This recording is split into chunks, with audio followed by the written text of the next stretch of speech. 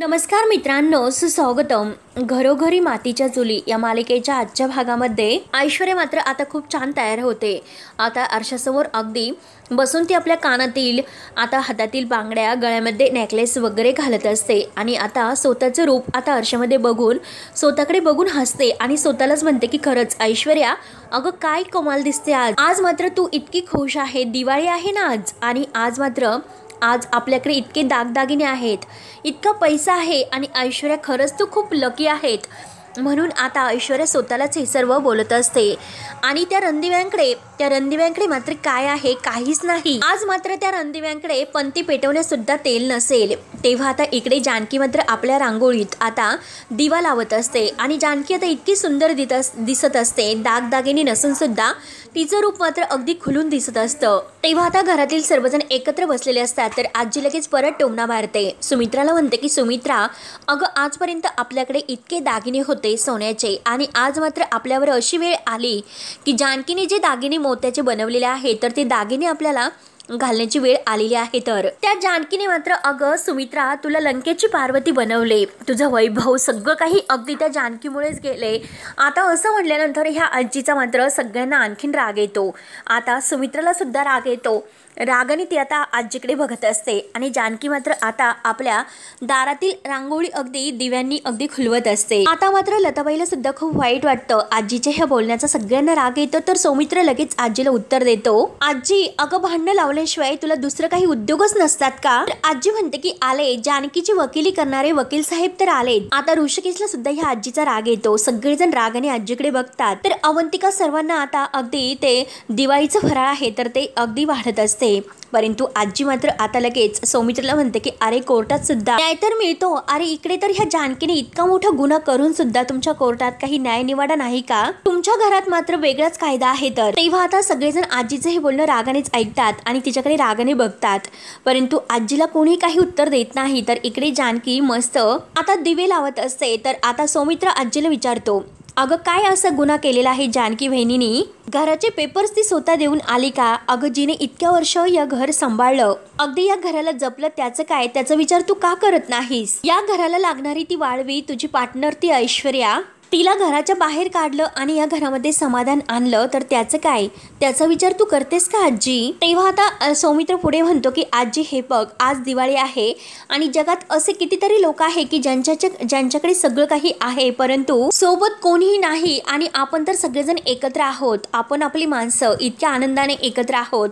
मग हे काही कमी आहे का? जेवणाचं ताट रिकामं आहे आणि ते भरायला मात्र अगदी असणारे हात आपल्याकडे आहे. यातच आजी, अगं समाधान मानायला शिक तू. त्यावर आता आजी म्हणते की कसलं समाधान आणि कोणतं समाधान मानायचं आहे? तर त्या जानकीने घरासाठी केलं, इतकी टिमकी तुम्ही लोक वाजवतात. मग सांगा की काय केलं घरासाठी? नुसतं बोलून उपयोग नाही, त्यासाठी मात्र आणि अगदी करण्यासाठी घरामध्ये विचार असावा लागतो.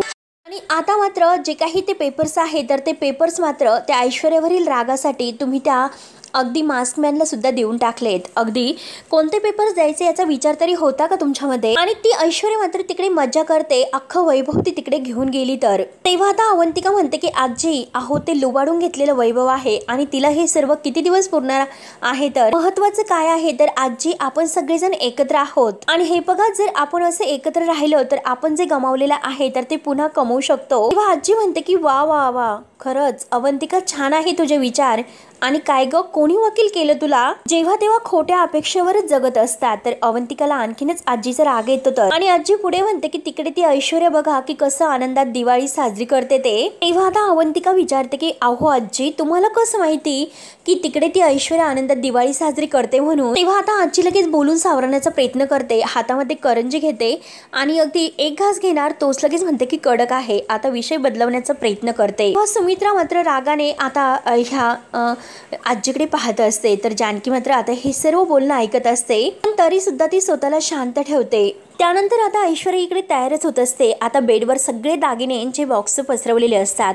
तेवढं तेथे आता कावेरी तयार होऊन येते आणि ऐश्वर्याला आवाज देते. तर ऐश्वर्या लगेच आता कावेरीला म्हणते की मॉम, आलीस का तू? बरं झालं तू आलीस. आणि तसंही मला तुला हे दाखवायचं होतं की मॉम, मी काय काय करू शकते. आणि अगदी वेड्यासारखी प्रत्येक दागिन्यांचा बॉक्स ती दाखवत असते की बघ, अगं मॉम, बघ ना किती दागिने माझ्याकडे आहेत, किती वैभव माझ्याकडे आहे म्हणून. अगं बघ ना, अगं किती सोनं नाणं आहे आपल्याकडे मॉम, पण त्या रणदिव्यांकडे काहीच नसणार आहे आज.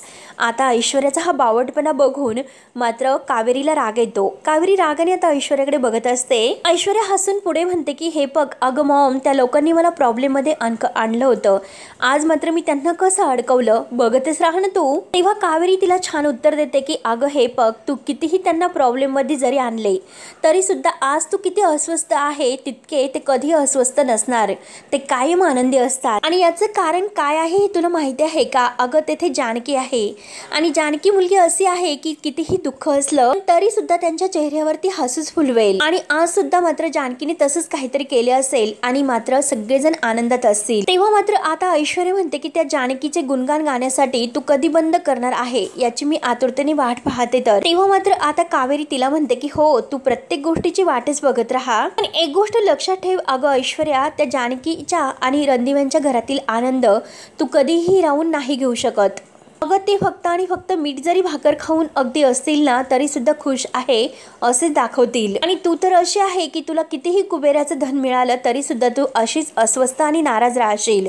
ऐश्वर्याला आता कावेरीच्या ह्या बोलण्याचा राग येतो आणि रागाने मात्र ती आता लगेच कावेरीला म्हणते की आशीर्वाद तर देऊ शकत नाही, पण निदान शाप तर देऊ नको, आणि ही संपत्ती कधी तुझ्याकडून निघून जाईल हे तुला सुद्धा कळणार नाही. पण मला एक गोष्ट सांग ऐश्वर्या, अगं तुझ्याकडे ही संपत्ती आहे, दागदागिने आहेत, पण याचा उपभोग घेताना मात्र तुझ्या सोबत कोणी आहे का याचा विचार तू केलास का? तू मात्र एकटी आहेस, तुझ्या सोबत कोणीही नाही. अगं तू एकटी पडली, एकटी. तेव्हा आता ऐश्वर्या म्हणते की हे बघ तुला माहिती नसेल, परंतु एक गोष्ट लक्षात ठेव, अगं यशाचं शिकार गाठत असताना मात्र शेवटी माणूस एकटाच असतो. तेव्हा मात्र आता लगेच ही कावेरी म्हणते की अगं तो एकटेपणा तेवढाच असतो, परंतु एकटेपणा तेवढ्या पुरताच असतो, परंतु तुझ्या ते एकटेपणामुळे हाय ते वैभव आहे ना तुझं, ते कायम ओढून घेणार आहे, म्हणजे तुझ्याकडे ते राहणार नाही. आणि तेथे मात्र ते सगळेजण अगदी आनंदात जानकीमुळे सगळेजण आनंदात हसत खेळत दिवाळी साजरी करत असतील. आणि हे बघ अगं, तुझ्या मनातील हे जे काही गोष्ट आहे ना त्यामुळे ना मात्र तुला हे वैभवाचा आनंद सुद्धा ते लुटून देत नाही आणि एकटेपणाचा सुद्धा. शेवटी तू आहे स्वार्थी तर एकटीच राहणार, त्यामुळे तू कुणाचा कधी विचार करणार नाही. असे बोलून आता कावेरी बरोबर तिला तिची जागा दाखवून बाहेर निघून जाते. आणि तेवढ्यात आता आजीचं सर्व काही बोलणं ऐकून रांगोळी वगैरे काढून दिवे त्यात अगदी ठेवून मस्त अगदी आपलं दार अगदी अंगण सजून जानकी आत येते. आता डोक्यावर पदर असतो आणि आजीला छान असं उत्तर देते की आजी, आपल्या घरामध्ये आनंद तर अगदी आपण सगळेजण मिळून आनंद टिकून ठेवणार आहोत. आणि हे बघा ना आजी, तुम्ही म्हणता तसं आपल्या हातून पैसा वगैरे सर्व काही गेले, पैसा अडका जमीन जुमला सगळं काही आपल्या हातून गेले, आणि खरं तर ते गेलं नाही तर ते जबरदस्तीने आपल्याकडून काढून घेतलेलं आहे जे आपल्या हक्काचं होतं ते. पण माझं म्हणाल तर माझ्यासाठी माझी माणसंच माझं वैभव आहे. तर तेव्हा आता जानकी असं म्हटल्यानंतर सगळ्यांचे चेहरे छान असे खुलतात. एक छोटेसा हसू सगळ्यांच्या गालावर अगदी येतं, ओठावर. जानकी पुढे म्हणते की हे बघा, तुम्हीच एकदा विचार करा की इतकं सगळं होऊन सुद्धा आपण सगळेजण एकत्र आहोत, आपल्या नात्यातील बंध अजून सुद्धा घट्ट आहेत, आणि हीच किती मोठी आनंदाची गोष्ट आहे. तर आणि हे बघा आजी, अहो आपली माणसं ही आपल्यासाठी असेल, आपल्या सोबत असेल तर तीच आनंदाची दिवाळी असते. आणि बाकी त्या ऐश्वर्याकडे काय आहे आणि काय नाही हे आपण कशाला बघायचं, आपल्याकडे मात्र काय आहे याचा आपण विचार करायला हवा. आणि त्यातच कुठेतरी समाधान शोधलं तर मात्र आपण त्यापेक्षा जास्त आनंदी राहतो आजी, आणि या सुद्धा पेक्षा जास्त. हो की नाही अवंतिका? तर अवंतिका आणि जानकी एकमेकींकडे बघून खूप खुश असतात. सगळ्यांना आता जानकीचं कौतुक वाटत असतं, परंतु आजीचा चेहरा मात्र आता बघण्यासारखं होतो.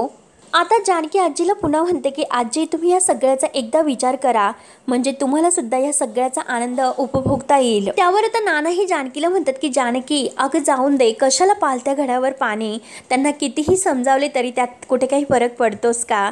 त्यामुळे आता आपण आपला आनंद काय वाया घालवायचा? अगं आता तर आपण सगळेजण एकत्र आहोत, मग याचाच आनंद आपण अगदी आनंदाने साजरा करूयात. तर त्यावर आता जानकी म्हणते की हो, अगदी बरोबर बोललात, चला तर वाट कसली बघतात, चला फराळ खाण्याची तयारी सुरू, अगदी फराळ खाऊन हे तोंड गोड करूयात. तर तेव्हा आता नाना म्हणतात की हो हो चला तर तोंड गोड करूयात आणि घ्या फराळ घ्या मस्त. तेव्हा आता जानकी प्रत्येकाला फराळ देते आणि अवंतिकाला सुद्धा, आणि आता सारंग भाऊजींना सुद्धा आवाज देते. सगळेजण आता एकत्र छान असे आनंदाने फराळ करत असतात. त्यानंतर आता इकडे विखे पाटलांच्या सयाजीची आता ही पूजा सुरू असते। ऐश्वर्या आणि सयाजी पूजेला उभे बसलेले असतात। आता पूजा त्यांची सुरू होत असते। कावेरी मात्र आता उभी असते, तर सयाजी देवीला हात जोडतो आणि कावेरीकडे बघतो। कावेरीचं तोंड आता अगदी पडलेलं बघून सयाजी तिला म्हणतो की हे बघा ओ, निदान सणाच्या दिवशी तरी तुमचं तोंड आहे तर ते व्यवस्थित ठेवा, जसं घरातील माणूस कुठे गेलेला आहे म्हणून असं तोंड वाकडं करून उभे आहात तर। त्यावर आता ऐश्वर्या म्हणते की डॅडा, अहो कशाला तुम्ही तिच्याकडून अपेक्षा ठेवतात, म्हणून आपण तर पूजा करतो ना। तेव्हा लगेच ही कावेरी म्हणते की ते असं आहे की ज्याच्या मनी नाही भाव आणि देवा मला पाव, त्यातली तुमच्या दोघांची अवस्था आहे तर। तेव्हा सयाजी आता खूप असा ओरडतो, थोबाड बंद ठेवतात की उठू, तर कावेरी आता घाबरायला तयारच नसते। कावेरी म्हणते की माझ्यावर तुम्ही कितीही ओरडले तरी सुद्धा काही उपयोग नाही होणार, हा तुमचा जो आवाज आहे तो जरा लेकीवर चढवा म्हणजे तिचं कुठे भलं होईल तर। तेव्हा आता ऐश्वर्या लगेच म्हणते की हे बघ मॉम, तू कितीही काही पण बोल तरी सुद्धा शेवटी मी माझ्या मनाचंच ऐकेल आणि जे काही मी करते तर ते छाती ठोकपणे करत असते, मी कुणाला कधी घाबरत नसते आणि इथून पुढे सुद्धा मी करत राहणार। तुझ्या ह्या बोलण्याचा मला अगदी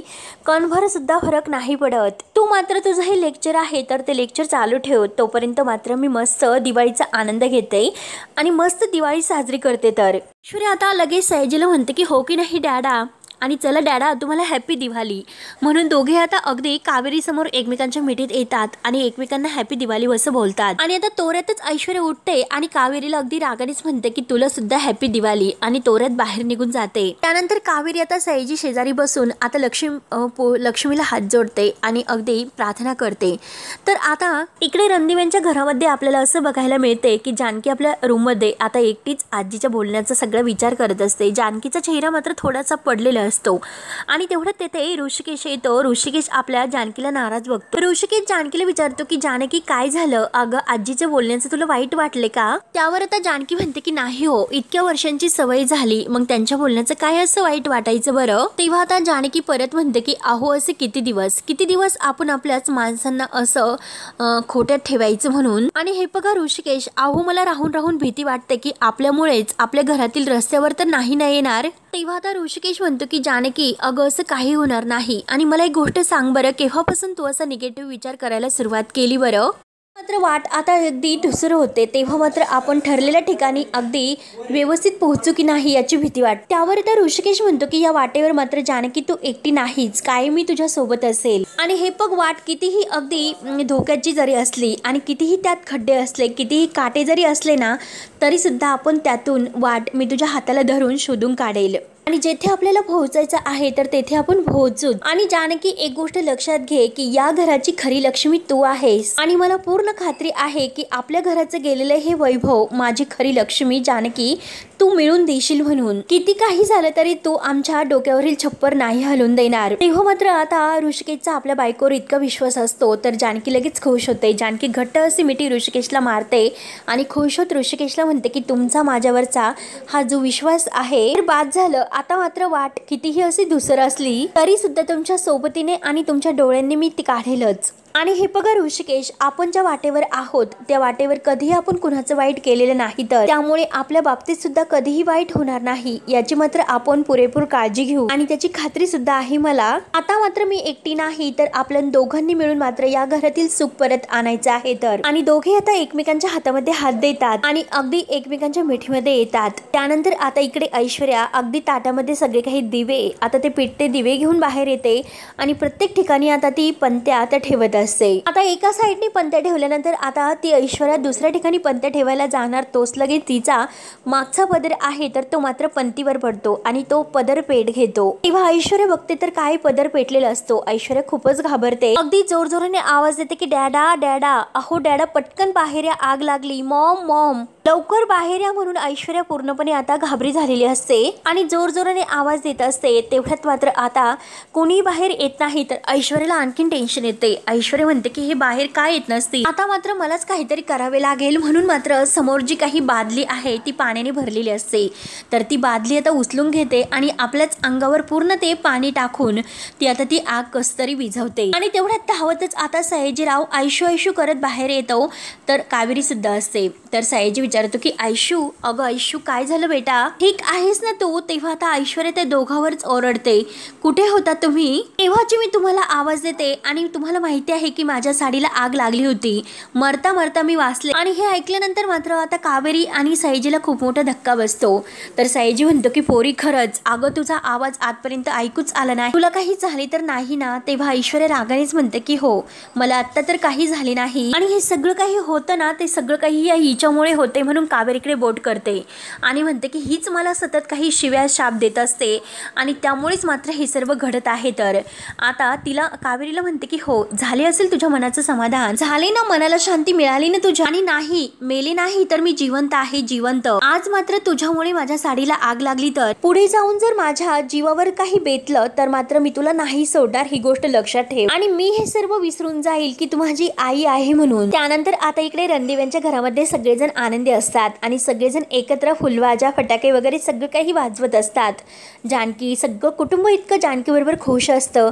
गुण्या गोविंदाने ते आज एकत्र दिवाळीचा आनंद लुटत असतात. आणि आता मात्र आपल्या ह्या कुटुंबाला इतकं खुश बघून जानकी म्हणते की बघितलंस का, जेथे सुख समाधान नांदतं लक्ष्मी तिथेच येते. तेव्हा आता नाना म्हणतात की हो जानकी खरं आहे, याला म्हणतात कुटुंब. आणि कुटुंब कितीही अगदी एकत्र म्हणजे असले तरी सुद्धा कितीही संकट येऊन दे जानकी, परंतु ती संकट सुद्धा आता ह्या कुटुंबापुढे हारतात आणि लहान होऊन जातात. त्यानंतर सयाजी ऐश्वर्याला विचारतो की काय झालं ते सांगतेस का.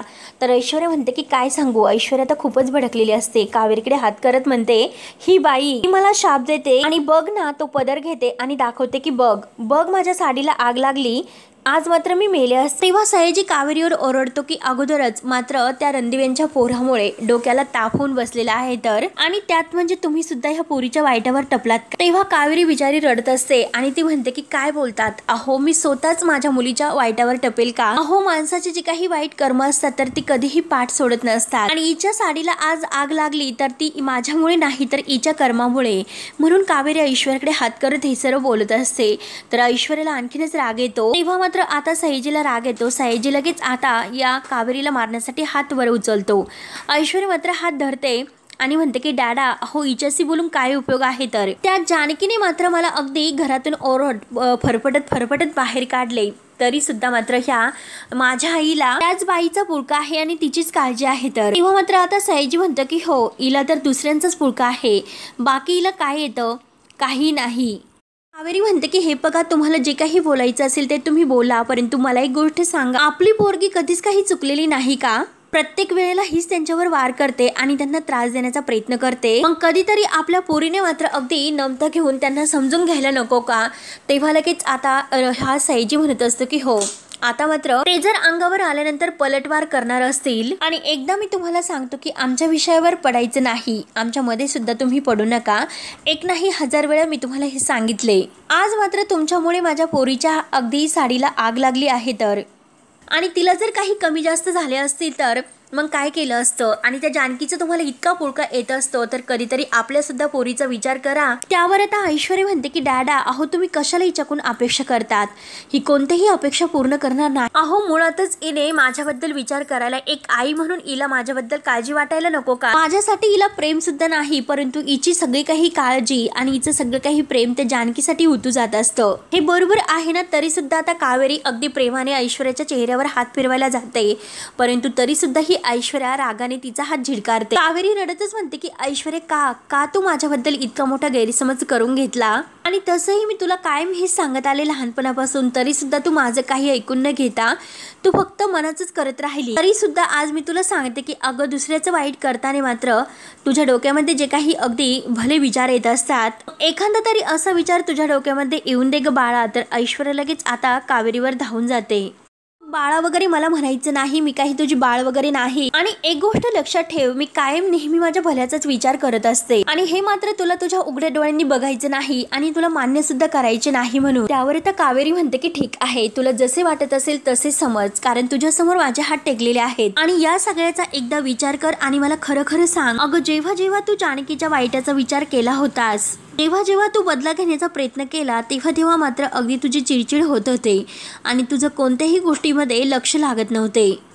होतं का तुझं की रक्त हे खवळून निघत होतं? आणि मला माहिती आहे नक्कीच, कारण तुझं रक्त हे नक्की खवळलंच असेल आणि हे जे काही तू सर्व करत होती तर त्याचा तुला स्वतःला त्रास सुद्धा झाला असेल. म्हणूनच मी तुला सांगते की अगं माझा ऐक आणि एकदा विचार कर. त्या जानकीचा मात्र इतका वाईट विचार करणं तू सोडून दे आणि जर बाकी सर्वांचा विचार करणं तू सोडून दिलं, बाकीच्या वाईट गोष्टीपासून जर लांब राहिली तर खरंच तू आनंदामध्ये राहू शकते. तेव्हा ऐश्वर्या तिच्याकडे बघून हसते आणि विचारते की हे तू माझ्या काळजीपोटी बोलते की तिच्या त्या जानकीच्या? तेव्हा आता कावेरी म्हणते की अगं खरंच मी तुला मनापासून सांगते, मला खरंच तुझी काळजी आहे आणि त्या प्रेमापोटीच मी हे सर्व तुला समजावून सांगते. अगं प्रत्येकाला तर आपली माणसं ही हवीच असतात. अगं तू तर काय करणार, तू तर तुझी माणसं ही मागं सोडून आली. परंतु हे बघ, जे झाले ते झाले, जे व्हायचं होतं ते होऊन गेले, झालं गेलं गंगेला मिळाले आणि कोणीही कुणाची साथ सोडून आपल्या माणसांना सोडून कुठेही परत जात नसते. त्यामुळे तू करशील ना इतकं सर्व काही, का आपल्या आईचं ऐकशील ना? तेव्हा आता सयाजीला खूप राग येतो. सयाजी जोरातच आता कावेरीवर ओरडतो आणि बास करा हे सर्व. तिला काय करायचं आणि काय नाही हे ठरवण्यासाठी तिचा बाप अजून जिवंत आहे.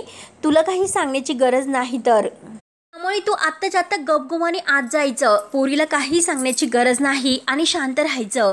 तेव्हा आता कावेरी म्हणते की अहो तुम्ही का समजून घेत नाही? एक बापच तिला आता दलदलीच्या चिखलामध्ये लोटतो, जेथे संकट आहे आणि त्या संकटामध्ये तिला अगदी खंबीर पाठिंबा देतो. परंतु एक ना एक दिवस या सर्व गोष्टीचा तुम्हाला पश्चाताप करण्याची वेळ तर येईलच. आणि सगळेजण माझ्यावर ओरडतात, मी तरी काय करणार? करा, तुमच्या दोघांच्या मनासारखं येईल तसे करा, शेवटी तुम्हाला काय करायचं असेल ते करा, असे बोलून कावेरी आता आत निघून जाते. तेव्हा आता ऐश्वर्या खूपच चिडते. ऐश्वर्या म्हणते की त्या रणदेव्यांच्या लोकांना अगदी चांगुलपणाची टिमकी घेऊन का फिरायचं असतं तेच कळत नाही आणि त्यात म्हणजे ही मॉम त्यांचंच गुणगान करते. एकदा मात्र मी त्या जानकीचा काटा काढते आणि मग हिला दाखवते की चांगलं कोण आणि वाईट कोण. त्यानंतर आता इकडे सगळेजण खूप खुश असतात, हातामध्ये फुलबाजे वाजवत. आता मात्र नाना म्हणतात की आता खरी दिवाळी आपण साजरी करूयात. तर आणि आता सगळेजण एकत्र दिवाळीचा आनंद घेत मस्त असा एकत्र फॅमिलीचा सेल्फी काढतात. सगळे छान अगदी ओरडतात की दिवाळी, हॅपी दिवाळी. तेव्हा सगळेजण खूप खुश असतात. आणि मित्रांनो शेवटी हा भाग येथे संपतो. पुढील भागामध्ये आता मात्र जानकी आणि ऋषिकेश मात्र एका बाबांकडे बघायला गेलेले असतात. तर आता ते बाबा म्हणतात की जानकी तुझा भूतकाळ तुला त्रास देतोय आणि तुझ्या भूतकाळात जर कोणी तुझा शत्रू असेल तर तू मात्र ह्या कागदावर लिही. तेव्हा आता जानकीला तर धक्काच बसतो. त्यानंतर आता इकडे ऐश्वर्या मात्र ही माया ह्या मास्कमॅनला भेटायला काय येते म्हणून मायाला भेटायला बोलावते. तेव्हा मात्र आता ऐश्वर्या मायाला विचारते की संबंध काय आहे तुझा आणि मास्कमॅनचा? तर माया म्हणते की संबंध माझा नाही तर त्या जानकीचा आहे. तेव्हा आता हे बाबा विचारतात की जानकी तू भूतकाळामध्ये कळत नकळत कुणाला दुखावलेला आहे का? तेव्हा मात्र आता जानकीला मात्र ते आठवते, कारण जानकीला आठवल्यानंतर मात्र तिच्या हातात जे काही मंगळसूत्र तुटलेलं आहे आता मात्र तिला ओरबाडून कोणीतरी घेऊन जात असतं. तेव्हा मात्र आता जानकीने अगदी त्या म्हणजे पानाची जी काही हर्टच्या आकाराची खून आहे तर ती काढलेली असते. म्हणजे जानकीचा हा जो कोणी भूतकाळ आहे तर तो मात्र तिच्या भूतकाळातील तो अगदी तिला त्रास देणारा तिचा तो मित्र असतो. आणि आता मात्र जानकी बरोबर ओळखते, म्हणजे तो परत आला. तर ऋषिकेश म्हणतो की कोण? तेव्हा मात्र आता माया ऐश्वर्याला हे सर्व काही सांगत आहे. तर मित्रांनो शेवटी पुढे काय होतं हे बघण्यासाठी आपल्या चॅनलला नक्की सबस्क्राईब करत राहा. धन्यवाद.